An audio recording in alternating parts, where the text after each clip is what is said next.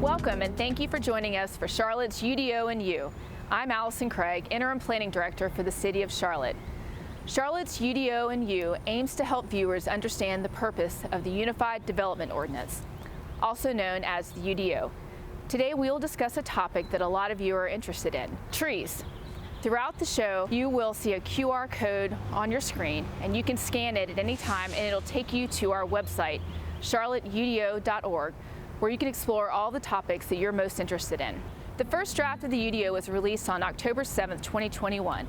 The UDO includes many new regulatory approaches in areas that include parking, tree preservation, transportation, and drainage, and will expand on how we advance community priorities of affordable housing, public open space, and the environment, as well as promote small, minority, and women-owned firms.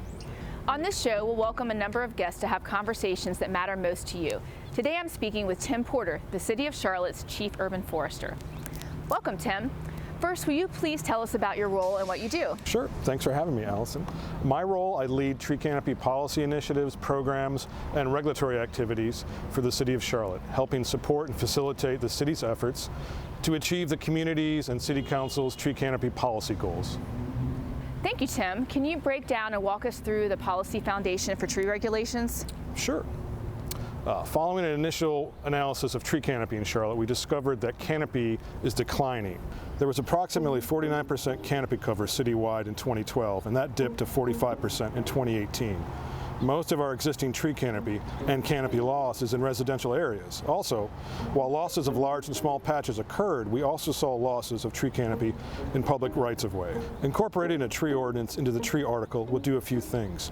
It will align, streamline, and simplify current regulations, provide more flexibility for users, revise the big three, which are our key regulatory areas, provide regulatory requirements for residential infill, and provide a clear path of ordinance administration. Thanks, Tim. Coming up, a deeper dive into what type of trees the UDO will make a priority to save. We'll be right back.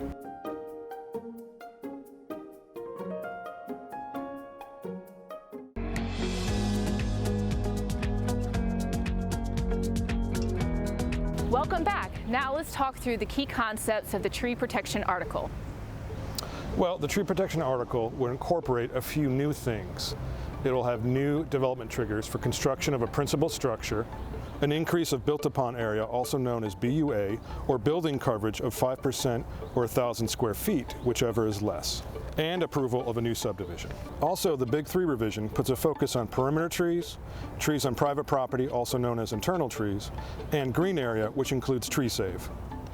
Finally, the key proposed changes also include the following: protecting native North Carolina heritage trees 30 inches or greater, planting 1 tree for every 40 feet of road frontage for infill residential development, and preservation, revising the tree save approach, which will now be called green area. The Charlotte Future 2040 Comprehensive Plan policy prioritizes preservation of large, healthy, mature trees and existing contiguous healthy forests. So, in addition to requiring a permit for the removal of a healthy native tree greater than 30 inches, mitigation will also be required unless the tree is dead, diseased, or hazardous. If hazardous, the tree can be removed without a permit.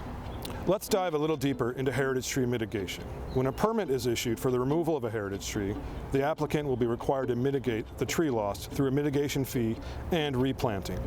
The tree mitigation fee is $1,000. However, the fee will not be required to mitigate removal of a tree if diseased, dead, or hazardous. Required mitigation replanting, the property owner will be required to plant 1 2-inch diameter tree for each heritage tree that is removed. Another goal of the comprehensive plan is to slow tree canopy loss on privately owned residential properties. The proposed regulation would include the following: a new requirement for non-subdivision residential development otherwise exempted from tree save. Required to plant 1 tree in the front setback for every 40 feet of lot width for infill development. Street trees can count towards this requirement.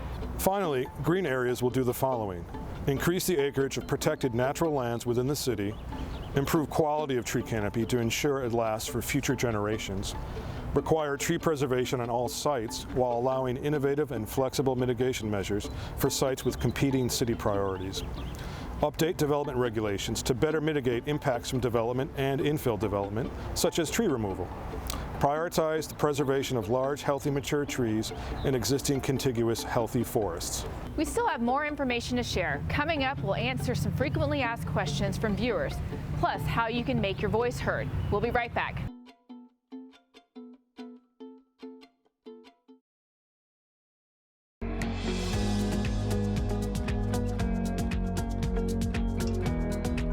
Welcome back. Let's get ready for some frequently asked questions. Before we start, I'd like to encourage you all to answer our Twitter question. Visit @CLTGov on Twitter and respond to our Charlotte's UDO and U Twitter question. After you chime in, we'll post the correct answer and see who knows their information when it comes to trees. Here's the question.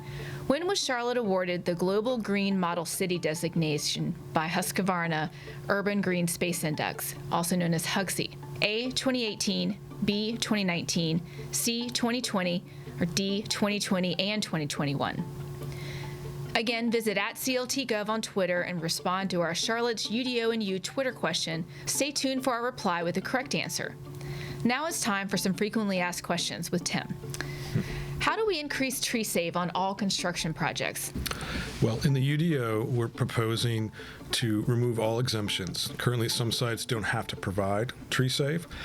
In the UDO, we're proposing that all properties developing in Charlotte that trigger compliance would have to provide tree save in one or more ways. Certain sites will have more flexibility, but every site that develops will now have to comply with the tree save requirement.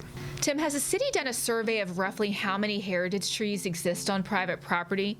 And has the city completed a case study showing how the heritage tree mitigation requirements would impact housing costs on a particular project? Good question. So while we haven't completed a analysis of how many heritage trees exist in the city, we have sourced data from multiple partners, including the U.S. Forest Service, UNCC, and we've looked at our own street tree inventory to determine a projected rough estimate of how many heritage trees may exist out there.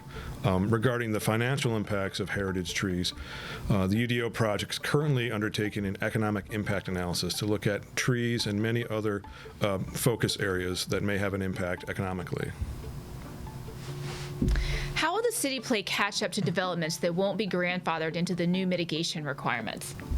Well, again, we're proposing to remove exemptions, so previously grandfathered sites that may have had a building that's being retained, those sites will be now required to comply with tree save. Additionally, new developing sites will have to comply with tree save. So we're trying to target multiple avenues, also adding heritage trees as another regulation that could play catch up on these properties that haven't had to provide as much tree save previously. Tim, can you explain how you arrived at the $1,000 mitigation fee? Sure. During our Tree Canopy Action Plan project, we conducted a peer city analysis looking at many other cities across the country, and we compared the heritage tree regulation in those cities to what we're proposing in Charlotte. The current $1,000 fee falls at the low end of the spectrum compared to the other cities. Many other cities had a multiplier approach where there was a dollar amount per inch of diameter. That approach routinely produces much higher fees.